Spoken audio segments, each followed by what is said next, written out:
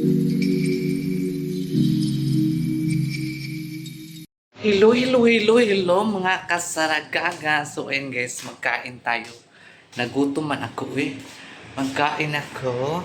Tapos iinit ko tong ano kami guys. Nagsigang kami ng bangus na again and again. Ayan. Yan okay, iinit ko yan. Kasi nagutom si Saragaga. Tara guys, ang sinigang bangus. O, mga kasaragaga. Magkain tayo o merienda siguro karon kay alas 2 mag alas 3 na siya. Nagutom man ako di. Sabi mang ulam magkain tayo eh. Diba? Huwag tayong mag-ano na hindi kakain magkain tayo. Nang magkain. Kain tayo ng magkain. Mayroon mga ulam dito. May adobo kaming chicken. Tapos ano pa to? Uy, tuyo! Naku, ang sarap! Adobo pa rin. Kasi magibinlan ng adobo. Ay, ano bang adobo? Ay! Fried chicken! Takaw mo. Sis, ang dami. So, dami mga ano. Dami mga... Ang manok, Diyos ko, ala! Wala na sila ng itlog, guys. Dili na nila ting itlog karon. A few moments later.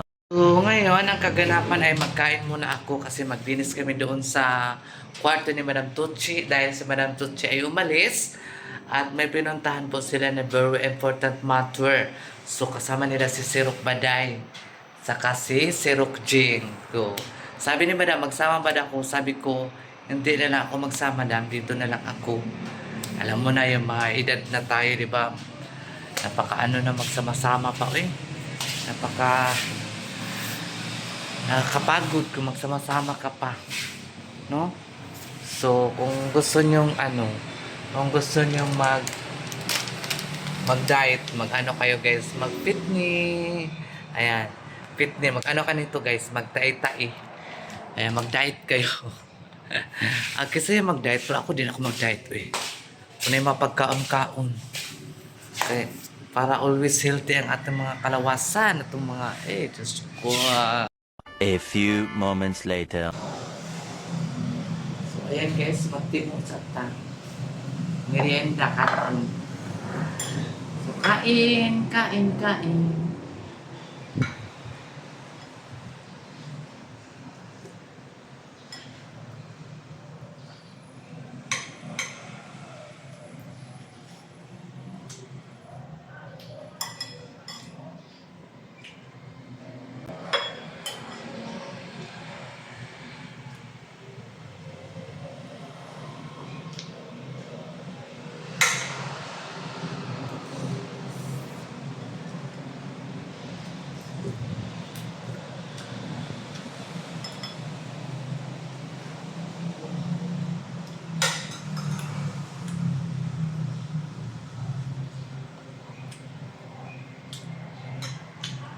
Jollibee. Binigay to ni ni Ma'am Wing. Ma'am Wing from Japan. Thank you, Ma'am. So, binigay mo pa Jollibee sa amin. Nasali pala ako.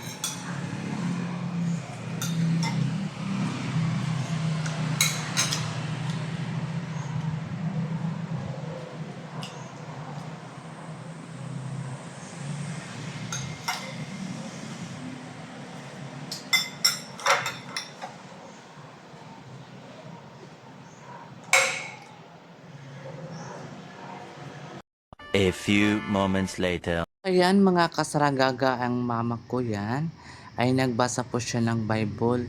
Mahilig po kasi siya magbasa-basa ng Bible guys. Andyan po siya sa bahay ng kapatid ko dahil naboring siguro siya doon sa boarding house niya guys. Wala po kaming bahay. Kaya nag-board lang namin yung mama namin. Ayaw doon yung tumira dyan sa kapatid ko. So ayan, mga kasaragang kaganapan kay Mother. A few moments later. Ayan mga kasaragaga, ano tayo ngayon, mag storytelling. Kasi ang kaganapan kanina ay Peace and Love si Saragaga. Nagutom, magud ko. O, mga alas 3 sa to ba, gusto ko magbili ng tinapay. Ayaw ko magkain tinapay, gusto ko kanin. So nagkain ako ng kanin.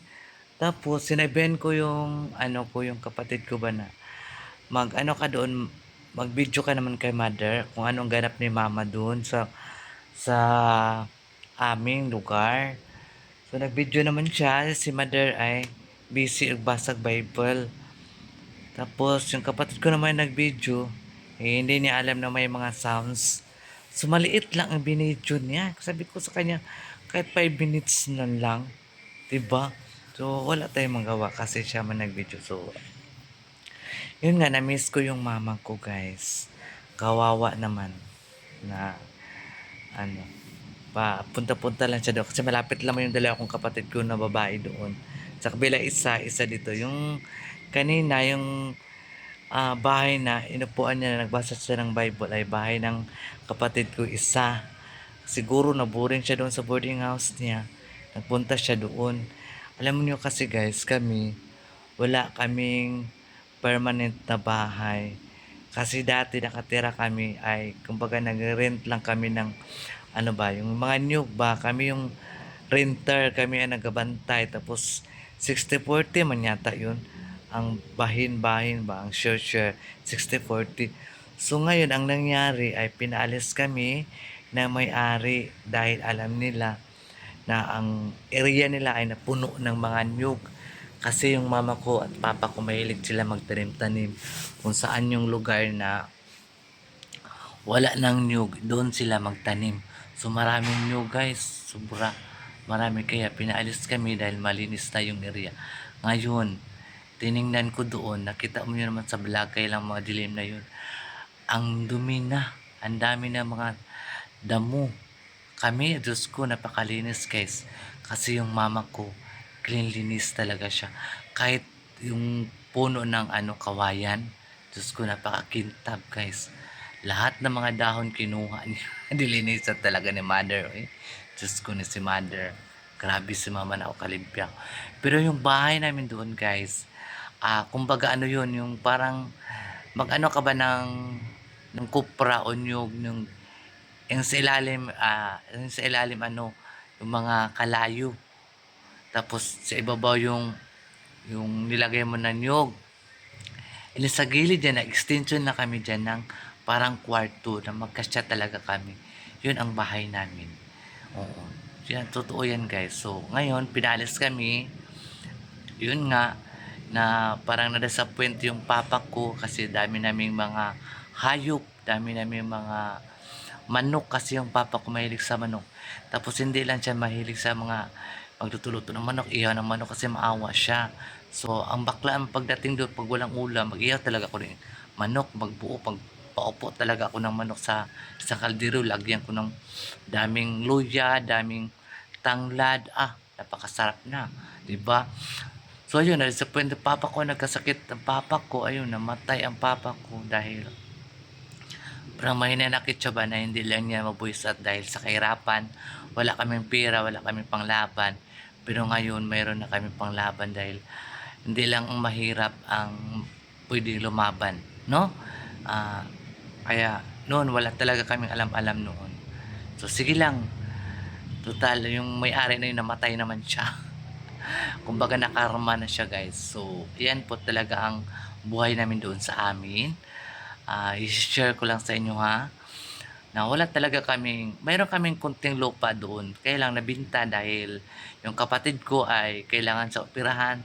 Kailangan siya tanggalin yung mattress niya dahil siya bleeding, siya nagdugo. Bininta namin, saka bininta namin yung anak ng kalabaw namin. Yun na lang kasi ang naiwan. So, wala kami magawa kasi mahal na mahal namin ang kakapatid namin. Kaya, binenta namin kahit walang-wala na kaming matitirahan. Binenta namin yun dahil alang-alang sa aming kapatid na maoperahan siya sa mattress niya.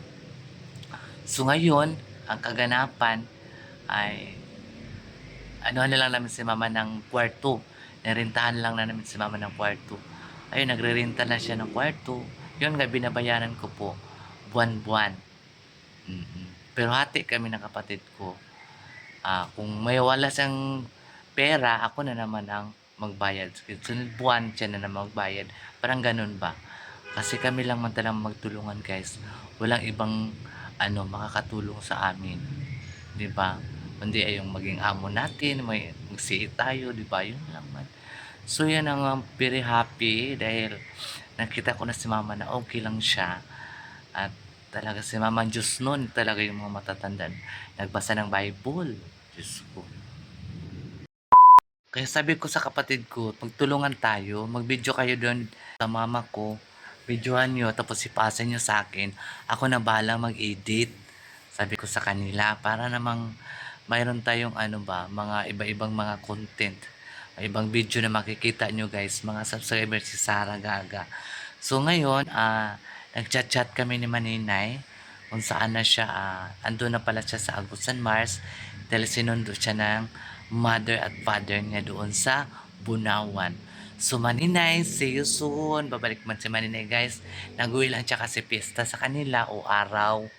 O kailangan talaga niya umuwi. So nag-uwi siya. So babalik naman din yung si Maninay guys. Don't worry. Magkita pa rin kami ni Maninay at magbablog pa rin kaming dalawa ni Maninay. Abang-abangan po ang mga kaganapan pa ni Sarah Gaga sa buhay ni Sarah Gaga. So ayan guys, mga kasaragaga ang mga updated ngayon sa ating mga vlog, sa ating mga kaganapan ay ito, tahimik na naman dahil si Madam wala dito, umalis. May pinuntahan sila ni Sirok Banay. Kaya mamaya pa siguro yung mag-uwi. I think mga nasa alas 10 na naman yun sila dating alam mo naman si Madam pag nanggagala yan, Diyos ko tula, highest level talaga yan. Si Madam, pag magala yan. Kaya hindi ako sumama dahil alam mo na, may edad na tayo. So, mahirapan na ako lakad-lakad. No? So, dito na lang ako. Makagawa pa ako ng maraming mga gawain. Tulad dito, Kanina, nakalinis na ako dyan. Ngayon, alikabok na naman. So, pinunasan ko siya kanina. Wala nang alikabok, di ba? Ganun lang yun. Napakadali lang, guys. So, ayan guys, mga kasaragaga. Ayan, updated kayo ha. So, ayan. A few moments later. So, ayan guys.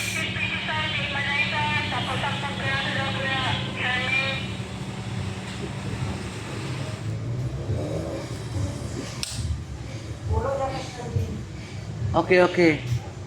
Huwag silipin bedo ha.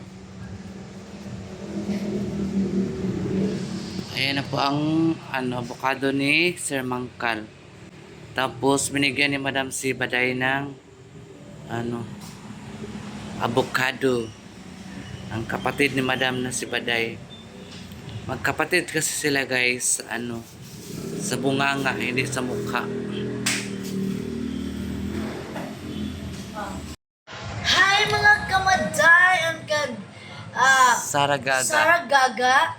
Uuwi na ako ng bahay kasi nagabihan na ako. Galing kami ng SM. Para akong correct. Para hindi naman ako ang nag-shopping-shopping si Madam.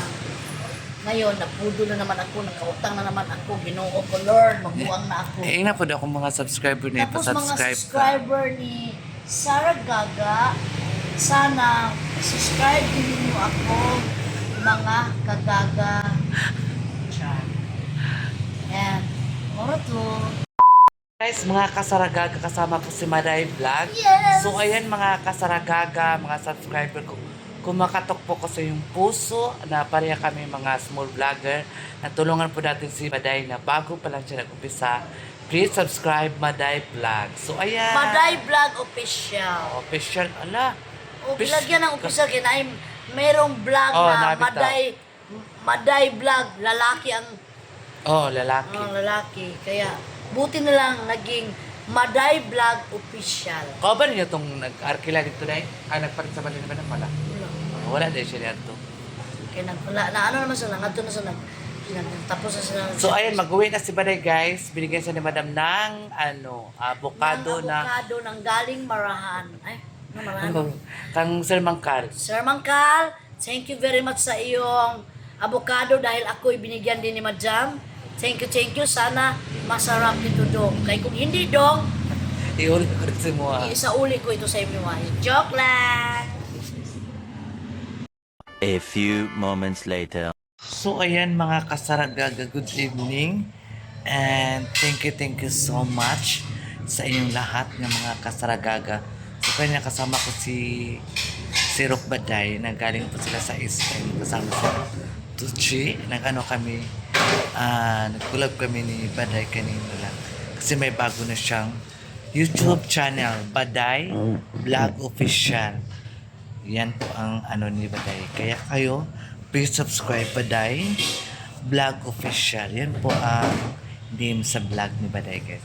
So ayan mga kasaragaga, ang hiningi ko lang sa inyo ay don't skip my ads sa Saragaga and paki-like and subscribe and ano lang siya guys. Yun lang, panoorin nyo lang. Hindi mo ganaan i-skip ang ads. So ayan guys, mga kasaragaga, ang mga kaganapan ngayon ay kain lang, tapos naman ako naglinis, yun, sige ba't naglinis, diba? So ayan, mga kasaragaga, and I love you so much.